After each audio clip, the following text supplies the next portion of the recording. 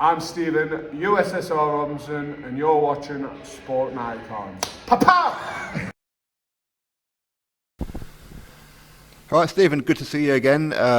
You've just got back after a few days in Portugal. How's Portugal? It was nice, yeah. It was a good little break, good little reset of the mind after Saturday, and it was nice just to get away and have a little think about things, and take some time away off social media, take some time away from my phone, and just let the mind reset, and work on my own mindset and work on certain things. So yeah, it was nice. It was good.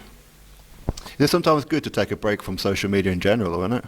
I think it is. I think it was probably one of the best things I've done. But social media is always going to have its positives. It's always going to have its negatives. I think the positives outweigh the negatives. But I can honestly say, hand on heart, I think I probably received 2% out of 1,000 messages. I probably received 20 negative comments. So I can only thank people from the bottom of my heart that it means a lot that the support's still there and what have you, and it does it does genuinely mean a lot when you know you've got the support behind you and the following behind you, and you're not turning social media on to tons of shit messages of people sitting behind a computer screen. So it was nice. And as I say, I haven't yet properly been on social media.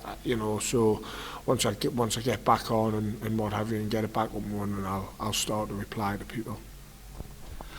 Well, I think I've been getting the messages for you, to be honest. So, I mean, looking back at the fight, I know that there are certain things that you don't want to talk about yet, but to be honest, I don't think I've seen you spar, I don't know how many rounds, obviously your fights. I've never seen you perform like that, ever. Listen, we can sit and talk. What? One of the main issues I think for me is, first off, I just want to apologise to everybody who is following us, who's following the journey, who's following my career. To the people who come to support us, because that wasn't me. I know it wasn't the best performance, of the night, but give credit to Shane. Shane took us off my game plan, but I think the biggest thing for me, the biggest issue is the people I've been sparring. I've been sparring world champions, I've been sparring future world champions, and we spar 10, 11, 12 rounds. They're fighting 12 rounds, everything's paced. I box, and I've come against somebody who is a brawler, who's come to fight. He'll stand toe to toe in a phone box with you and just be winging in shots, and he's totally took me off my game plan, and fair play to Shane for doing that. And the issue was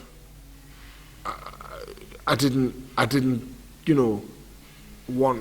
have a plan B. I did, but it only come in the 5th and 6th round. Watch the 5th and 6th round, I boxed his lugs off. And that's probably because of the type of sparring I've been sparring, pacing myself, looking to pick them up in the 5th to 6th. I probably won the 5th and 6th comfortably. They were probably the 2 rounds that I got. So there's a lot of things that I'm a big believer of the butterfly effect, and everything happens for a reason. And losing that fight, listen, Bernard Hopkins lost his first fight. Johnny Nelson lost his first 3. Stephen Robinson lost early on. Lomachenko lost his second. There's some absolutely amazing world champions come off the back of a loss to become world champions. And my issue is you look at people who fight 6 fights, 7 fights, 8 fights in, the fighting journeyman, right? So strip my record back down. First fight, he had a 70% win record. He had 5, won 3, lost 2. That was my first fight. Find other people who have done that earlier on in the career. Second fight, had 1, won 1, same as me. Third fight, journeyman, Phil Williams, fair play. That was all because MTK was struggling to find someone, because I knocked my first 2 out in the first minute. Fourth fight, 0-1. Just like Johnny Nelson, just like Bernard Hopkins. Could have been the next world champion. No one knows about him. Fifth fight, 0-1. Again, could have been the next world champion. Nobody knows. And I'm taking these fights, instead of taking these Albanian bin men, instead of taking these, you know, these people with 57 losses and 3 wins for 8 fights. And it's a risk. But I can look back at that risk and go, well, I've been beat off and nobody, but nobody knows that he's going to be a nobody. Nobody knows enough about him to say that he's not going to be. His first fight could have been, you know, against the next big thing. His first fight he could have lost because of nerves. He could have lost because nobody knows. Like I say, I've just named 4 there who've lost early on in the career who've become world champions. So the fact that my record, when you look at box rec, it's not journeyman. It's, you know, it's risky fights, and it shouldn't be risky fights. And there was a lot going on behind closed doors leading up to that fight. I was the lightest I've ever weighed by 3 kilo, which doesn't sound a lot, but to somebody who's 6'7", 3 kilos is massive. Watched the ring walk. My head just wasn't in the fight, but that's irrelevant to the way I box. That's irrelevant to how Shane performed. There was, you know, and as I said earlier, I'm a massive believer in the butterfly effect, and everything happens for a reason. And, you know, why do we fall? We'll fall over so we can learn to pick ourselves up. Without failure, you don't get succession. Walt Disney was bankrupt, working in his garage. You know, the guy who made Apple, I can't think of his name, was bankrupt, working in his, you know, working in his garage. And there's been so many. Michael Jordan failed at college football. There's been so many stories of people who have come so close to quitting and throw it all away. Conor McGregor begging on the street and claiming universal credit and got that one lucky break. So this is still just a start. And you know, I went away to Portugal of the mindset of I'm done with boxing. I'm shit. I can't be. What am I going to do now? What's the point in boxing? You know, I've just lost against a nobody, and that's probably the best thing I went and done. Go to Portugal, reset my mind, talk to people, because now I've walked back into this gym today as if I've just walked into a gym. I had a great amateur pedigree, and I boxed very, very good in my amateur, and you know, I've actually boxed. And the issue is I've been arrogant and ignorant and relied on power in my pro career, and thought I'll knock everyone out. I've done it so far, and that's arrogance. That's ignorant of me, and I hold my hands up to that. And I know that I need to strip it back. And we've walked in this gym, and for the next 2, 3, 4 weeks, we will be stripping everything back down, working on the basics of boxing. It's a martial art, it's an art, it's a science, and we'll be learning the science of boxing and getting back. Everything's there, but I've swept it all to one side and relied on that, and that's the worst thing to have done. And like I say, that's arrogance. And you'll have probably seen when I'm sparring, I am hurting people. And it's become a thing where I thought, well, I'll knock them out, and that's that. But take away the positives from the fight. I know I can do a 6-rounder. I know I'm fit enough for a 6-rounder. I've got a good chin, yeah, which a lot of people have questioned who's never been hit. But like I say, work on what was bad about that fight, what was negative. There's going to be people on social media, there's going to be people on your YouTube channel, there's going to be people calling us shit, calling us that, and that's that. Everybody's entitled to their opinion. I get that. You know, people are going to think that, and I think that watching that. But watch the 5th and 6th round and see us actually boxing, see us picking them off and moving around and tapping them and hitting them, and then and as I say, this is just the start of the journey. That loss isn't gonna make me, give it up, because I can promise you now, like I've just said earlier, you know, we'll have to fail to succeed, and that I wouldn't say that I failed. I would just, you know, it's a learning curve. It's a bump in the road. We get over it, and we'll work on why it didn't work, what didn't work. And me and Mark, my manager, have had a good conversation. You know, I've had a good few phone calls of some big names in boxing, some big names. And I can't thank them enough for the phone call to pick us up. And who was speaking to after the fight? What was he called?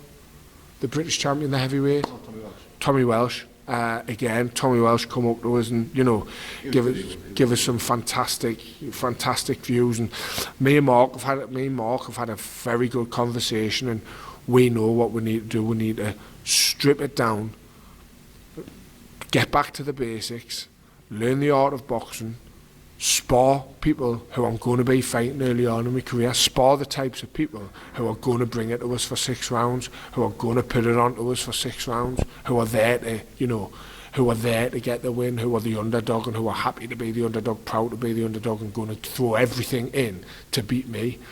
Let's strip it back down to spar them types of people, not sparring world champions for 10 rounds and pacing myself. Let's spar 6 hard rounds and you know, let's look to get a few journeymen in on my record, get a couple of, you know, get a couple of practices in and get them journeymen in like everybody does.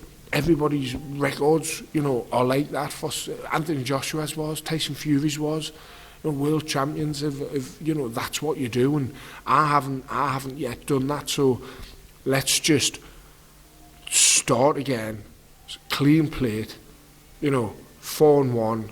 It's not a big deal. We'll, like I say, we'll learn from it. We'll get over that boundary and we'll go again. And it starts in It starts in the gym.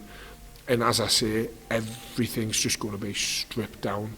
No punching for the next 2 weeks. We're going to work on getting the feet and the hands and the eyes to work together, the hips to work together, use kinetic linking. Then we'll build it up to punching, then we'll build it up to, just as I say, it's like I've just walked into the gym as a raw novice. Hi, I want to start boxing, let's go.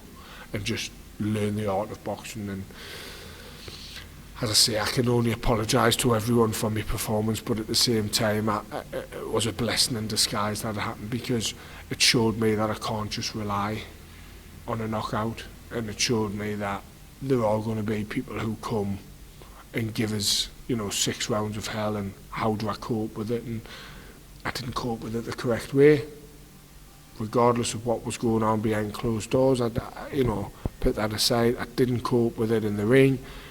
I let the fight get the better of us. I let Shane get the better of us, and fair play to him, hands off to him, hats off to him, and, you know, good luck to Shane in his career. Now, I heard that I asked Mark about you potentially having a rematch with him at some point, and he said that you spoke to him and said about a rematch and said, well, Shane didn't have a rematch had I beaten him, so I'm not going to be asking him for a rematch. Or words to that effect. I wouldn't disrespect Shane and ask for a rematch. I think asking for a rematch is early on in career is disrespectful to his you know, to his fight. Give him gratitude. I'm as humble in defeat as I am in victory, and I think to offer Shane a rematch, I think it's disrespectful to him, disrespectful to his performance, disrespectful to his team.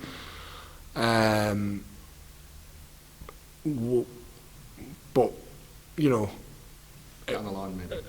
If that's what Sky want, I've said in an interview before, it's not down to me, and this is why I get fucking frustrated when, you know, these fights get taken, because like I say, I've had phone calls of people at the top end of boxing giving us a ring and saying, what are you playing at taking these fights? That's not me. I don't sit and say, oh, I'll fight this kid, but what's the risk and what's the reward? What do you what you've got to look at? You know, they're ranked so low, but like so was Johnny Nelson when he became world champion with 3 losses on his first 3 fights. Bernard Hopkins, but the ranking, I gained nothing from beating them. and we know nothing about them. Whereas, no, the risk factor is, I've been beat off somebody who's shit. Well, not how? How can anybody sit and justify and say that they're shit? Because nobody knows. Fabio Wardley had 0 amateur experience. Look what he's doing.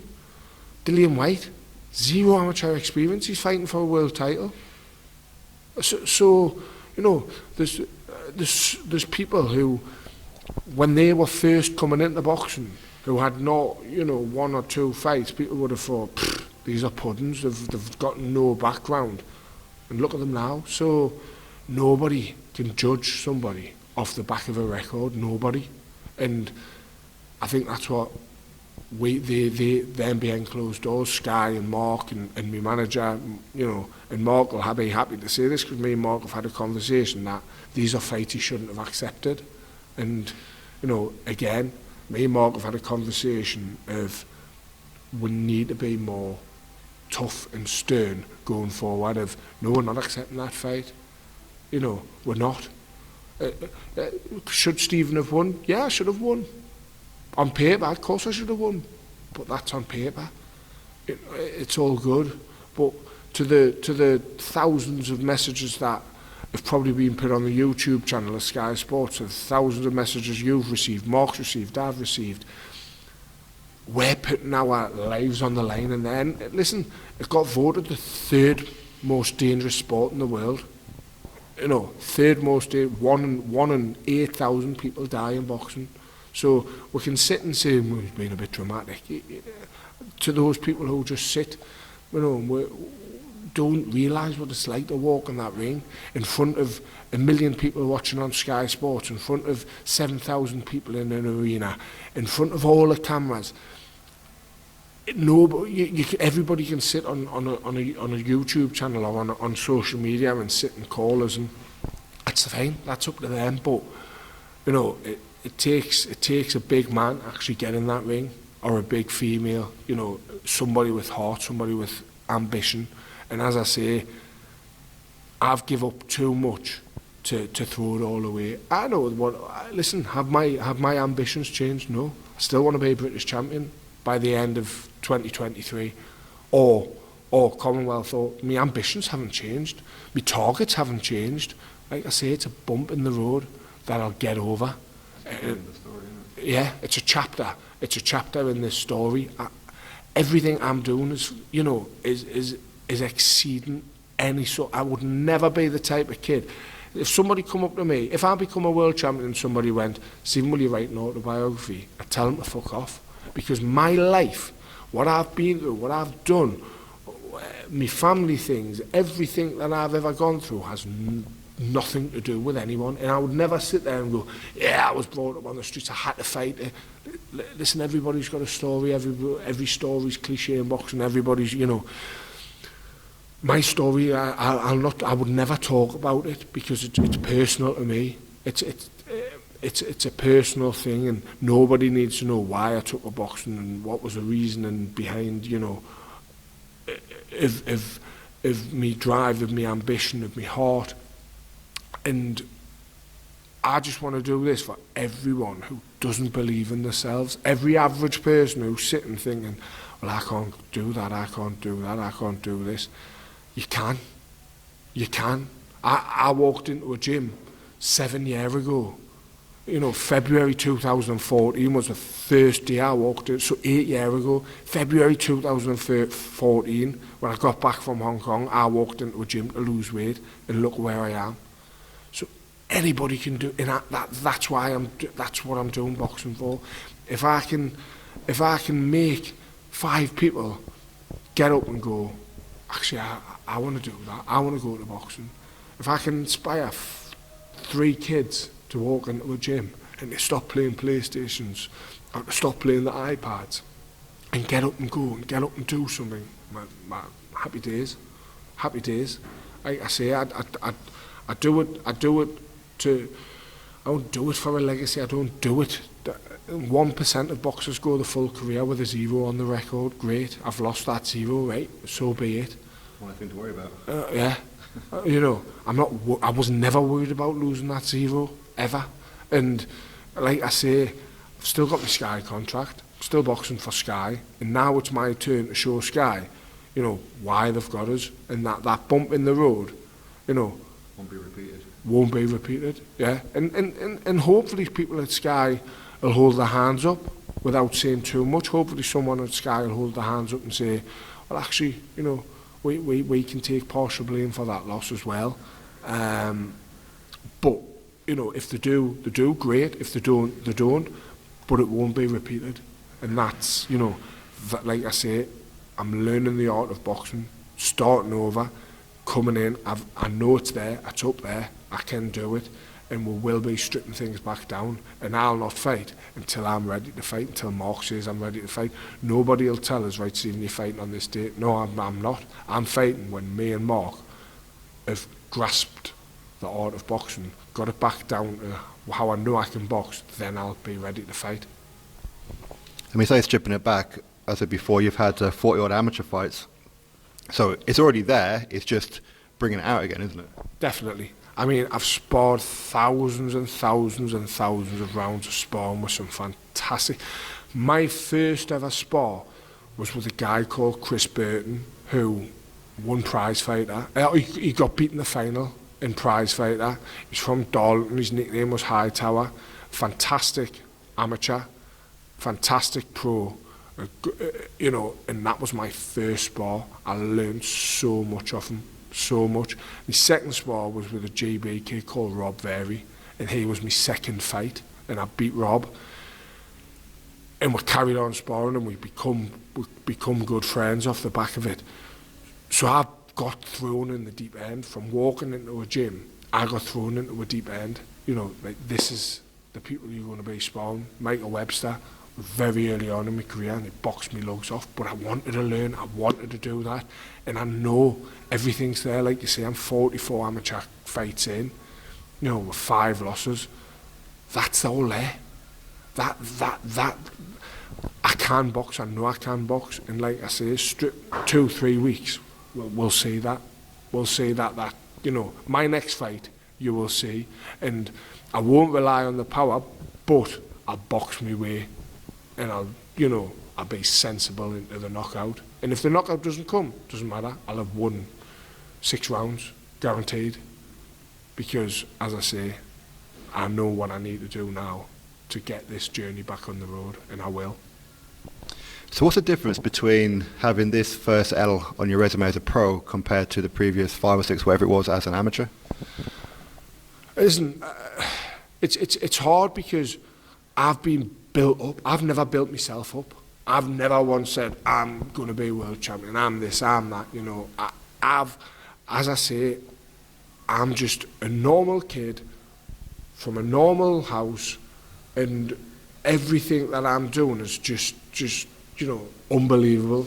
Everything that happens to me, every single fight, every single day in boxing, every single nice message I receive, every single sponsor that comes on board, every new fan I get, it's just all part of the journey. It's surreal, because, like I say, I'm just an ordinary kid that would, 2 years ago I'd walk through the metro and go to Nando's, and now I walk through the metro and somebody asks for me photo, and I'm like, wow, this is somewhere where I've visited, you know, for 24 years since I've been able to go out with my pals, and this is somewhere where I've visited, and it's just my back garden. And to have somebody say, excuse me, can I have a photo, it's unbelievable, and as I say, it's surreal. So the first loss on the amateur was in the under-20s finals. It was against a guy called Roman Lee, I think, Traveller, and it was very similar to Shane Gill. I wanted to box, and he didn't allow us to box, and he took us off my game plan, and he just come winging in for 3 rounds, 100 mile an hour, and I was going back to the corner. I was going, fucking hell, Mark, what do I do with this kid? And Mark's going, you need to get on the back foot, you need to... And as I'm trying to do that, boom, I'm hit, and I'm thinking, fucking hell, like, what I can't do now. And it was a learning curve, just like this is a learning curve. Mentally, this one hurt us a lot more. I'm a lot more in the limelight. You know, Sky Sports viewing figures, I don't know what they are. The 5,000 in the arena, the thousands and thousands, hundreds of thousands of people watching on the TV, the hundreds of thousands of people that have rewatched it on YouTube who haven't got Sky Sports. So I am in the limelight, so of course this one's going to hurt more because, you know, that's seen by, say, 1 million people. And that's 1 million people's opinions that probably just went of me. And I know what I'm capable of, and I know that that wasn't me in that ring. Like I said, the latest I've ever been, watched the ring walk mentally, just, you can see I'm not me. And I'd received texts going, I mean, what was that all about? You didn't even look yourself walking into the ring. But as I say, that's got nothing to do with why I lost. And do you not think that one learning thing from this one is to block certain things out and not let things get to you before fights, as in get in that zone of don't worry about tickets, don't worry about who's watching, don't worry about what people at home are thinking, don't worry about ring walk, don't worry about anything like that, don't worry about gloves, just worry about the job at hand? Yeah, but you can set yourself up, you know, saying, wait, let's not worry about this, let's not worry about that. But naturally I'm gonna, if my pals don't get into the arena, of course I'm gonna be thinking about that. If it gloves changed at the last minute, of course that's gonna get at the back of my mind. And if ring walk music's changed, if this has changed without me knowing, then it's just gonna, I can say I'll not worry about it. I can sit and say I'm not worried if my ring walk music changes. But when it happens, it fucks with your head, like to the point where you think, wow, actually that does affect you. And we can sit and say, let's not worry about this, let's not worry about that. But that, unless I sit and drink a bottle of CBD oil and have some mushrooms before I go out in the ring, then of course I'm going to worry. It's a natural thing that, that's part of me, and maybe going in, I need an itinerary. And Glenn being an amazing person on the team, and he's come out and said, listen, going forward, I'm writing you an itinerary, you'll have time for media, we'll give you this is what time we're going to, this is what time we're doing that. So having an itinerary will take a lot of weight off my shoulders of, right, we're boxing in London next week, you're going down on Tuesday, you're fighting on Saturday, this is what you're doing. Tuesday you've got this, Wednesday you've got this, Thursday, rather than going down and going, I see what you want to do, what time do you want to go for food, where do you want to go, excuse me, can I have an interview? Yeah, no problem. Excuse me, can I have an interview? Yeah, no problem. Stephen, we're meant to be going for tea. Yeah, but I'll just do this interview. Then you're pulled away from there, then you're not eating till 10 o'clock at night, and everything's just like massive. Take a leaf out of Chris Eubank Jr.'s book. He's very, very structured with that kind of thing. He'll do 1 or 2 interviews, that's it, go home. Yeah. But at the same time, I don't want to come across arrogant like he does. Yeah, but it's fight week. You have to be. Like I say, I've learned a lot from this loss, and I think being selfish is going to be one of the things that I have to do going forward. Nobody get offended when it happens. I know I need to be a bit more selfish in myself. But like I say, it's hard because, as I said earlier in the interview, I'm just an ordinary kid who everything that's happening is surreal. So when somebody wants an interview or an autograph or a photo, it's like, wow, somebody wants a photo of me. I remember going to the Newcastle training grounds when they used to have open training days and getting photos with the likes of Peter Beasley, and I've still got the photos and what have you, and Stuart Pearce and Warren Barton and Rob Lee, and getting photos with them and thinking, wow, like I've got how I felt. So if I can make somebody feel like how I felt, then it's just I'm making memories that I'll be able to tell my grandkids that I've boxed live on Sky Sports. I pretty much didn't headline an arena, but I was the last fight at Newcastle Arena. An arena, I went to see the wrestling when I was 6 years old. It's like, as I say, everything's surreal and everything's just so appreciated. Time from the likes of yous and other YouTube channels, and the time yous put in.